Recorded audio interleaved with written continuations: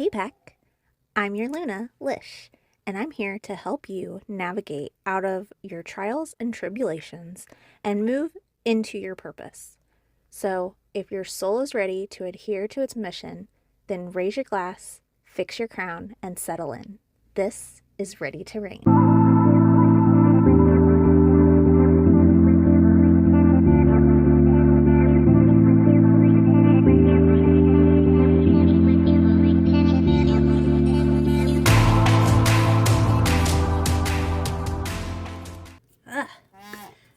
I don't know why I'm so nervous right now.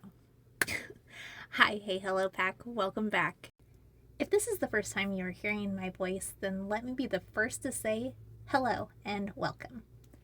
This is your safe space for healing, growth, and self-reflection. I recommend going back and listening to the first episode, since our first season is one of building knowledge, decisions, and skills, so each episode will build on top of the next. Okay, so how is everyone feeling after episode 1? I know the first episode was a lot and could take a little bit to completely digest. But if you are anything like how I was in the beginning, figuring out exactly who I actually am when no one was around was the most crucial step to my growth. And I honestly still revisit those steps whenever I feel lost or confused about what I am doing or what I want. Just remember that if you have any questions or need help at any time, I am just an email or comment away.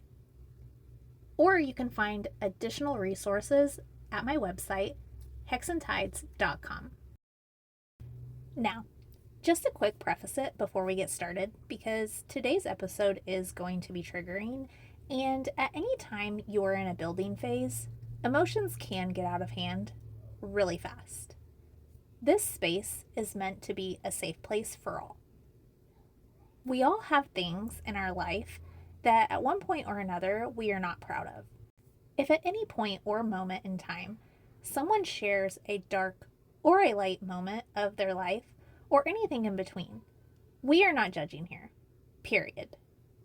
I didn't go through all of the trials I did to let anyone be bullied or talked down to on any of my platforms, and it will be a no-nonsense space. If you find yourself having any ill intent towards anyone else, you will not be sharing it here.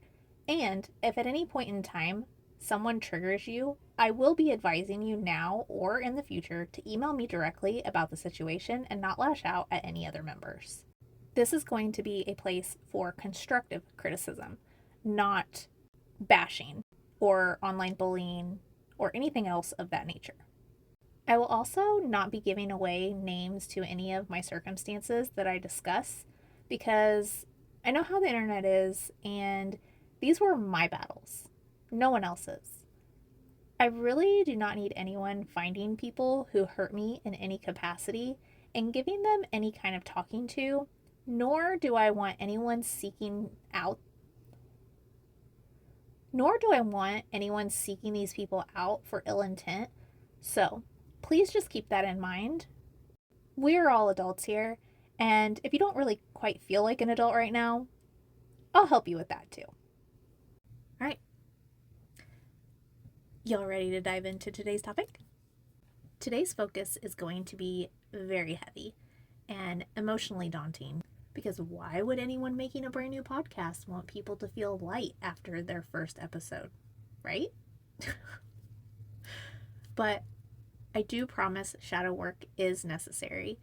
If you have ever wanted to do something and you find yourself saying things like, I just can't find the time, or maybe it's just not meant for me, or I just don't deserve, or I am not good enough for ... then you have some blocks, babe.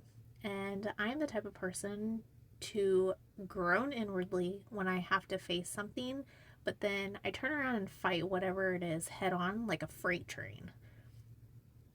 You don't have to be so dramatic unless you want to, but sometimes the drama of it gives you the courage to realize you can do all of the hard things.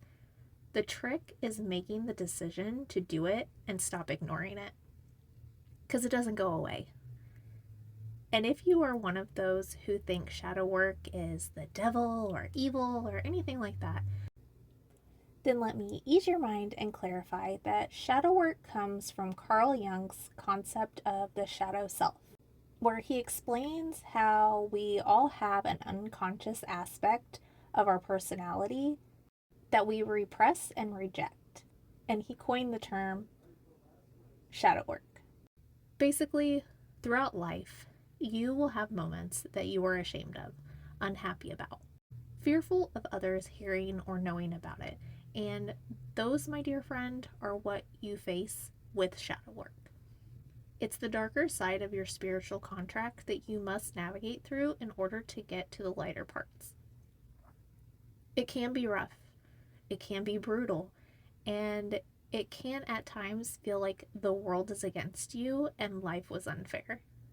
But all of those quote unquote bad moments of your life are the things you're here to learn to help you in your life's purpose. So by focusing on those and healing, you in turn will grow and be able to do what you were sent here to do. Okay, now that that mom voice is done, let's dive deeper, shall we? A lot of shadow work can be dealing with trauma because it's the parts of you that you push down deep. Things that had a negative impact on your psyche, the wounds you developed as you grew that you try and ignore, but never quite can. It's what causes resentment, even if you refuse to admit it. The part that I have noticed tripping people up is that trauma isn't just the horrific. It's not just what happened to you, it's also events or continuous circumstances that shaped your mind and heart. Trauma can also look like growing up in a household with financial instability, consistently feeling like you need to prove yourself, hypervigilant in a relationship, scanning for tone, shifts, pauses, and distance, having your boundaries ignored or violated no matter how mundane, living with a parent who had untreated mental health issues, experiencing sudden or unexpected major life changes, being made to feel like you are responsible for everyone's feelings, being consistently gaslit or manipulated, losing your sense of safety or stability, struggling with identity or self-worth, having your voice silenced or not being heard, being made to feel guilty for having needs, wants, or limits, and feeling like you're chronically never enough no matter what you do. Which that last one I have personally experienced time and time again. Another thing to make a mental note about is that you are going to want to tackle one block at a time. You aren't trying to kill yourself with mental overload or put yourself in a depressive episode, and depending on what kind of trauma you are facing, I will always recommend therapy. You should also look into your employee benefits for this because a lot of places now will offer some therapy sessions, if not all therapy sessions, for free, or will have something set up for continuous or discounted coverage. And then if you're not a fan of going into an office and speaking directly to a person, there are plenty of platforms now like BetterHelp, and there's another one I can't remember the name of, that you can have an online therapist where you can even just text back and forth. It doesn't have to be a video chat. It can be emails. It could be just for certain circumstances. You can have a regularly scheduled meeting. You have options. When I first started really picking apart the depths of my own head and heart, I would do something less daunting first, then tackle a really heavy one. It helped my heart and my mind heal faster because the less daunting things were, a quicker victory would boost my self-esteem and help give me the confidence to take on the harder things. For example, one of the first things I started with when I started confronting my issues were my issues around money. Growing up, my parents worked very hard and instilled a very big work drive in me, which is all good. They even spent their money taking us on trips every summer. I had giant birthday parties and we camped a lot. All good, right? But my parents were like night and day. I honestly don't think that they ever should have got married, but I wouldn't be here if that was the case, and I was put here for a reason. But I heard how broke we were constantly. I heard my parents say they needed to work overtime because we had no money ever. I saw them spend money on these bigger things like a camper or a big Dodge Dually, if you know what that is, to pull the camper. But I had the "we have no money" programmed into my head. My mom would take me shopping, for instance, and get me these really cute outfits from like Deb. I'm definitely showing my age. But we would go to Deb and she would constantly say, "Yeah, but just don't tell your dad that we're getting this." And I remember thinking, oh my God, does that mean if my dad sees it that I'm going to be in trouble for wanting this because we have no money? Am I selfish? Am I not allowed to actually have this and I have this when I shouldn't? Am I stealing this? Like, should this be for somebody else? Am I not worthy of this? These are the kind of things that would go through my head. There are far more things with money that I could go into because I was also never taught how to manage money or budget or any of those things. So venturing out on my own was so rough. And there were quite a few times that I contemplated suicide because of money issues specifically. I knew back in 2020 that if I could start learning more about money, then I would start to feel safe. I would start to feel like for once in my life I could breathe. So I began with a simple goal. Every day, I listened to at least one money thing on YouTube or a podcast, whatever it be, even read a chapter in a book. Then it became listening to money podcasts and videos off and on all day long. Next, I would intentionally look for specific explanations of what I wanted to know more about or understand. And now, at 39 years old, after a ton of trial and error, I found a way to save that works for me. I found a way to save that actually works for me. I finally have a savings for the first time in my life. I'm one payment away from paying my Jeep off, and I am almost debt-free. It might not have been a simple thing to start with, but it was the less daunting of other specific traumas that I had. And I've seen small rewards off and on for the last 5 years, boosting my confidence with money. Which means now I feel more aligned to move into my purpose because my nervous system can handle what's coming back to me as I live in my higher state.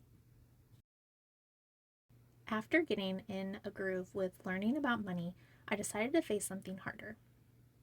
And let's see if I can talk about this without crying, because even though I have healed from this, the emotion, I can still remember it. The emotions are still there. When I was 18, something was slipped into my drink, and I was, let's just say, taken advantage of for sensory purposes. I actually woke up with a kid that was underage on top of me, and I was 18 at the time. And from what I can remember, I lost it. I went a little cuckoo. For me, up until this point, it was my understanding that I needed to grow up, get married, and have kids. And that quote unquote putting out was probably the only way a guy was ever going to like me. But the thought of being with somebody scared the crap out of me, so I'd only gone as far as kissing. After this incident, I basically was like, okay, what now? Am I supposed to be with this person? Trust me, the absurdity and the amount of messed up is not lost on me now. But all kinds of very naive thoughts popped up into my head, and I was having a crisis all by myself. I would think, oh crap, am I going to get pregnant? What do I do? Do I tell anyone? Because I can't tell anyone because he's a minor and I'm 18. Oh my God, am I going to go to jail? And then to top it all off, I still hung around these people and even had a so-called friend try to rip me a new one as if it was my fault when she heard about it. There are so many worms to this situation and to the circumstances that led up to it. And what happened later, like going back to college and getting a friend of mine to sleep with me, to constantly being criticized by my mother for missing my stepdad's birthday, because, yeah, this happened on my stepdad's birthday, so I got reminded of it constantly, even though no one knew. Fun, right? This was not easy to get past. There are very few people that know about it up until now, but because that happened, because I overcame the burden of it, I know what it's like to feel so many things in so many ways, and I can help others now too. So the shame doesn't win. The embarrassment of every naive thought and worry I had doesn't win. The pain from the abandonment and loss doesn't win. Some things will take more work than others, but there is a way through the darkness. Some tools you can use would be self-reflection. Start by examining your thoughts, feelings, and behaviors. Journaling. Don't censor yourself. Allow your shadow self to feel heard. Inner child work. Past wounds and traumas can be the roots of our present shadow selves. Therapy will help in confronting the more challenging aspects of the psyche and create a safe place to be led into healing. And meditation, which deep dives into thoughts, emotions, and memories by allowing the mind to quiet so answers, questions, and concerns can really come up to the surface. And then for those of you who find it helpful, you can also use things like mugwort to enhance intuitive insight. It's used to clear what no longer serves you. Rosemary, which has a long history of cleansing spaces for inner reflection and exploration. Lavender promotes relaxation and self-acceptance and uplifts and comforts you.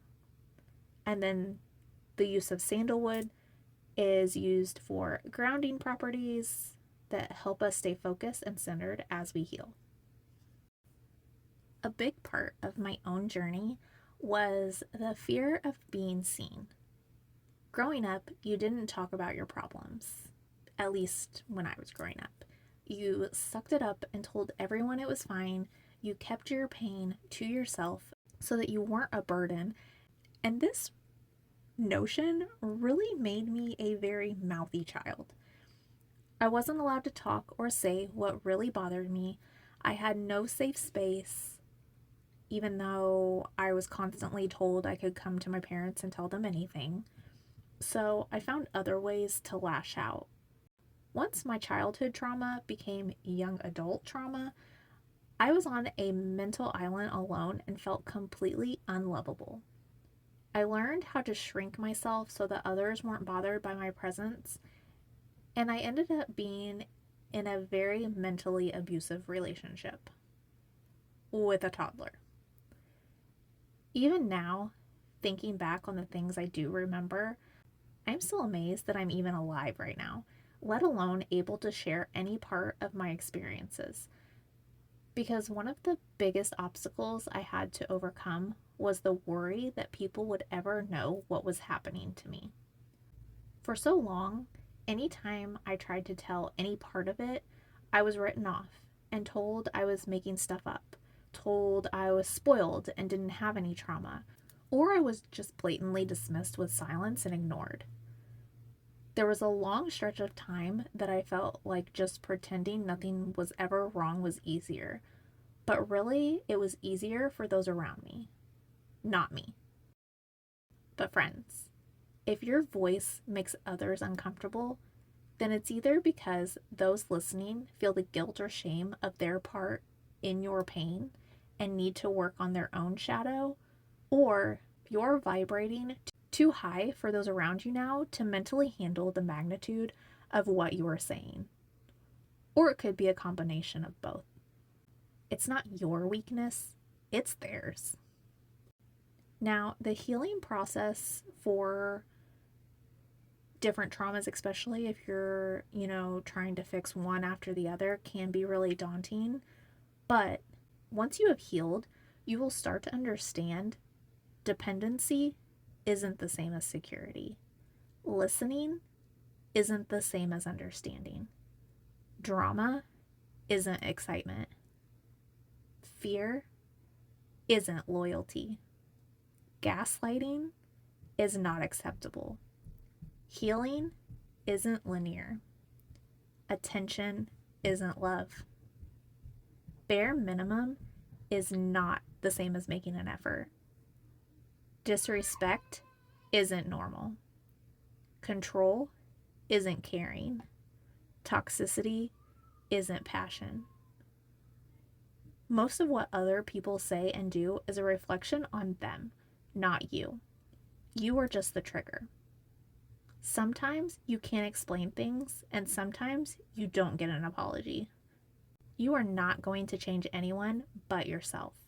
People only can change themselves, and most of the time they just simply don't want to because they aren't brave enough to be uncomfortable in a productive way. They are comfortable being uncomfortable. You can find closure, validation, answers, and peace on your own. You do not need anything from anyone else, despite what it feels like. Now, before we end for the day, just remember, nothing is a coincidence and control is an illusion. No one enters your orbit by chance. Some come across as a mirror to show you your strengths and what you need to work on, while others come as messengers until the lesson you need is achieved. The timing might seem random, encounters might seem brief or long-winded, and some of your brain might not be able to fully explain. You never really know if people are the reminder, the trigger, or the key to your next level. Break yourself free of the confines of your own mind, and you will become a person far greater than what you can even dream of right now. My original wants were to be married, be able to enjoy my time with my kids, and watch them grow and spend my free time painting. Now, I am doing anything and everything I can to be a light in the world. I'm trying to save ecosystems, write otherworldly experiences, and become someone exponentially greater than I ever thought possible. And I am just getting started. Whatever you dream of right now can be so very much more. All you have to do is stop ignoring the parts of you that scare you and confront them, heal, and let the universe reward you. Thank you so much for tuning in today.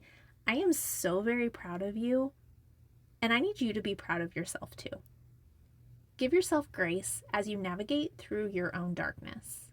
I absolutely love your faces, and don't forget that each episode has a visual aid for you to help you through your journey. Just click the link in the show notes or go to my website, hexandtides.com, and look for Ready to Reign podcast. I'll talk to you next week. Bye.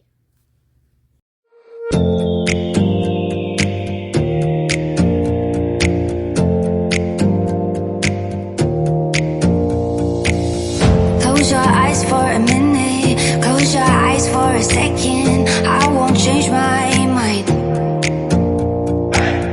What is getting deep now? What is getting deep now? Follow me around, yeah.